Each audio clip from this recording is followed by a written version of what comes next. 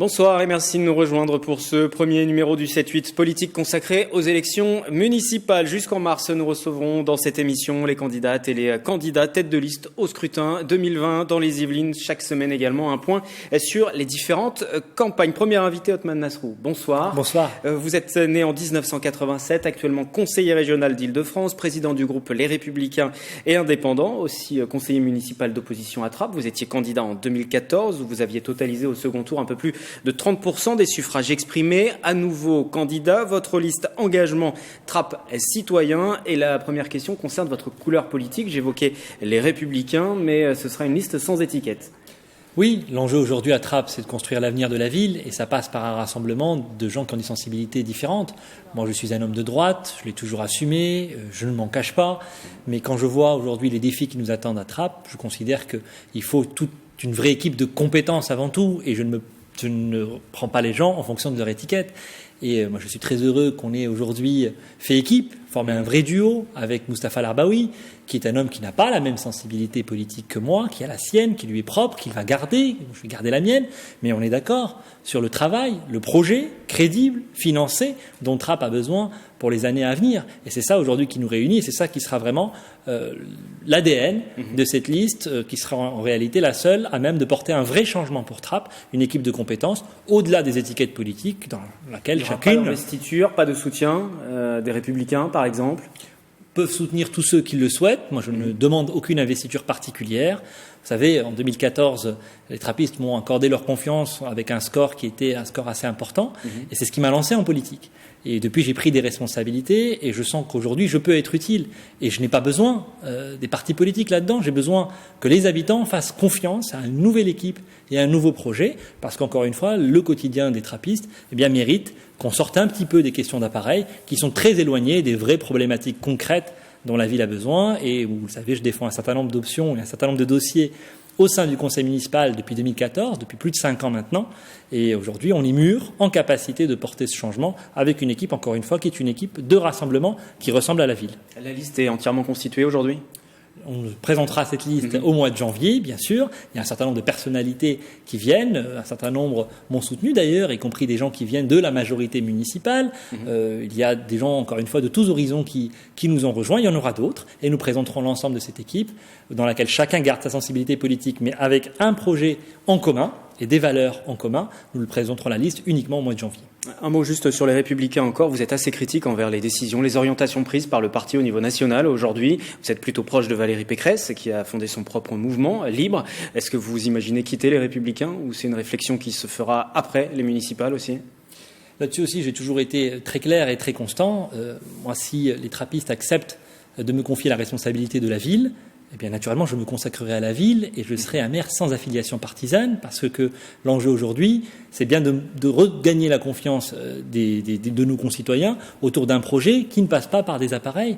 Et encore une fois, je garde ma sensibilité politique, je suis un homme de droite, je le redis, mais je ne veux pas être l'otage d'un parti politique quel qu'il soit. Et j'ai apporté ma contribution dans le débat qu'on a pu avoir à droite ces dernières années en disant aussi mes différences et mes divergences parfois avec ma famille politique d'origine. J'en ai un certain nombre, mais en l'occurrence, aujourd'hui, l'enjeu sur la ville, c'est d'être en dehors des partis, parce qu'une équipe municipale, c'est du concret, c'est du quotidien, c'est de la proximité, et c'est certainement pas des débats nationaux, conceptuels, comme on peut en avoir en ce moment beaucoup sur les chaînes d'information. Donc la réflexion, quitter ou non les Républicains, ce sera après, pour les retrouver. Mais je vous le dis très clairement, voilà. Si je suis maire de Trappes, je serai un maire sans étiquette. Sans étiquette. Parlons de ce programme, justement. Vous parliez des différentes sensibilités politiques qui composent déjà votre liste. Il faut tout de même se mettre d'accord sur un programme en commun. Quelles sont les valeurs aujourd'hui et qui guident ce programme que vous allez présenter ? Pour nous, les choses sont extrêmement claires. Il y a un visage de la ville qui a changé, notamment entre 2001 et 2014, avec la rénovation urbaine. Maintenant, il va falloir s'occuper du cadre de vie des habitants, parce que s'occuper de la pierre et du béton, c'est bien, mais il va falloir s'occuper des gens.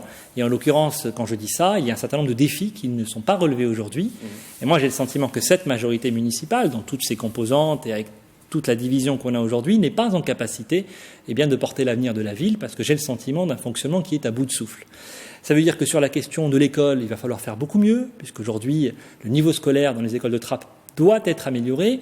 Vous savez, moi j'ai eu la chance de faire de bonnes études et je suis attaché au fait que chaque enfant de Trappes puisse avoir la même chance, c'est-à-dire d'être dans des bonnes conditions d'apprentissage. Et là-dessus, c'est quelque chose de très important pour nous. Je dis pour nous parce que Mustapha Larbaoui, en particulier, est très attaché à ce sujet-là. Il a lui-même apporté sa contribution. Mais le défi de l'école Attrape, c'est le défi majeur des années à venir sur le soutien scolaire, sur le numérique, sur les conditions d'apprentissage.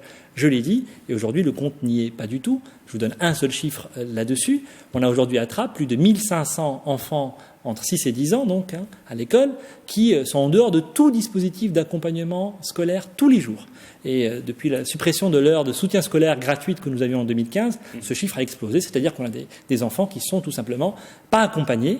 Et on voit bien que derrière, on le retrouve dans le taux de retard à l'entrée en 6e, qui est 50% supérieur à la moyenne de l'agglomération. Ça n'est pas acceptable et ça sera notre priorité absolue. C'est un sujet parmi d'autres, mais vous voyez qu'on est sur un projet extrêmement concret, qu'on va commencer à présenter petit à petit.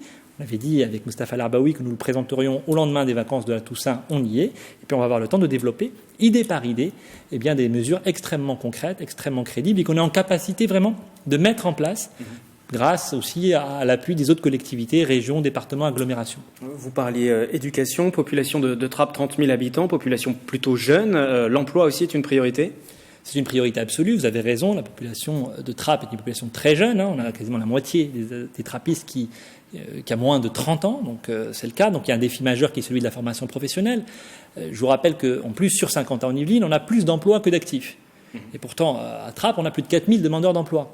Et la réalité, c'est l'adéquation entre cette offre d'emploi et la demande. Et c'est pour ça qu'on a lancé, par exemple, la grande école du numérique, qui était dans ma délégation en tant que vice-président de l'agglomération, avec 300 places de formation dans les métiers du numérique, qui sont des métiers qui recrutent.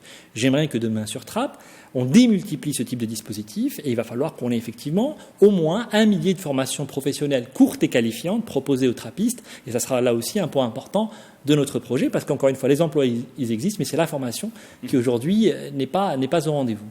La sécurité, j'aimerais tout de même qu'on prenne quelques instants pour en parler sur cette ville de Trappes, sécurité qui dépasse quelquefois le simple cadre d'assurer la tranquillité, le calme des habitants au quotidien. Il y a aussi ces départs vers la Syrie qui sont arrivés assez fréquemment et qui concernent cette commune de Trappes. D'ailleurs, on a appris que le gouvernement avait déchu de sa nationalité un jeune homme de 23 ans né à Trappes, condamné en mars 2018 à 4 ans de prison pour avoir tenté de gagner la Syrie. Ça, c'était il y a quelques jours. Comment vous vous positionnez par rapport à cette problématique-là ? Est-ce qu'un maire a le pouvoir aujourd'hui et dans une commune comme Trappes d'intervenir pour lutter contre le communautarisme, la radicalisation ? Un maire a le devoir d'être vigilant.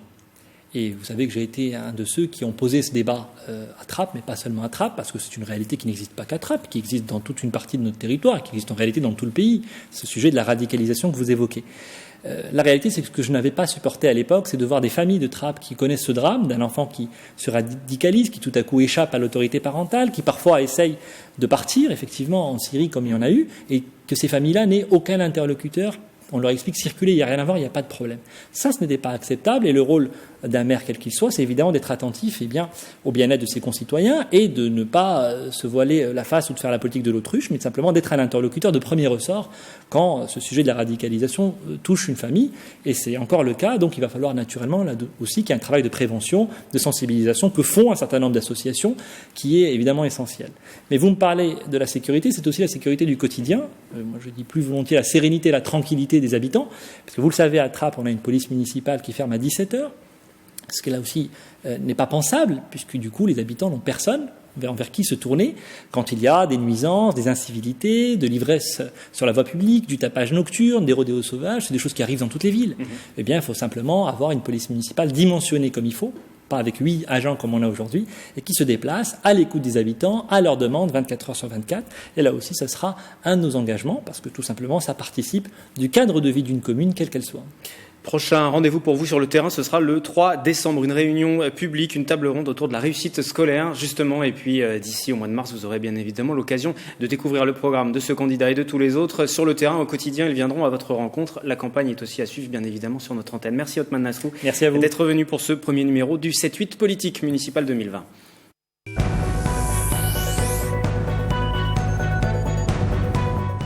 Et nous restons à Trappes avec la campagne à présent d'Ali Rabel, l'adjoint au maire, au sport et à la jeunesse, a décidé de se lancer seul. Il ne repartira pas avec le maire sortant, Guy Malandin, pourtant lui aussi candidat, très probablement, proche de l'ancien député Benoît Hamon, porte-parole de son mouvement Génération. Il annonce vouloir regrouper la gauche. Guy Malandin a fait un très bon travail et au terme de 20 ans de mandat, J'estime qu'il est temps de transmettre le témoin et qu'il est temps qu'on s'occupe maintenant des habitants, plus encore que des bâtiments, parce qu'il faut réussir la transformation de la ville de Trappes. On a réussi sa transformation urbaine, il faut réussir sa transformation humaine. J'estime que être candidat à 83 ans, ce n'est pas raisonnable. Je l'ai dit à Guy Malandin. Je me sens libre donc de m'engager dans une campagne pour proposer une dynamique nouvelle, une énergie nouvelle, une mobilisation des trappistes pour continuer le travail engagé. Et nous quittons Trappes à présent pour parler de la situation du MoDem dans le département des Yvelines. La formation, bien qu'alliée avec La République En Marche au niveau national, veut mener une campagne de manière autonome dans les départements. Elle vient d'officialiser, voici quelques jours, son pacte d'engagement pour les municipales. Pour obtenir le soutien du MoDem, il faudra donc que les candidats y adhèrent. C'est pas une élection d'étiquette, loin de là. Aujourd'hui, nous, on veut bâtir des rassemblements et porter des projets pour les communes avec des partenaires historiques et des nouveaux partenaires. Ce qu'on veut faire, surtout, c'est porter des projets citoyens dans les communes et poursuivre le maillage territorial pour le MoDem. Jean-Baptiste Amonique, que vous venez d'entendre, par ailleurs tête de liste à Villepreux pour ces élections municipales. Ce premier numéro du 7-8 politique consacré aux élections municipales se termine. Rendez-vous mardi prochain à 18h45 en direct. Je recevrai Nicolas Hu, tête de liste d'Hiver Gauche au Clé-sous-Bois, actuellement conseiller municipal d'opposition. N'oubliez pas que la campagne est aussi à suivre sur notre site internet, notre application mobile, 7 jours sur 7, 24 heures sur 24, pour y retrouver reportages, émissions et très prochainement nos débats. Très belle soirée.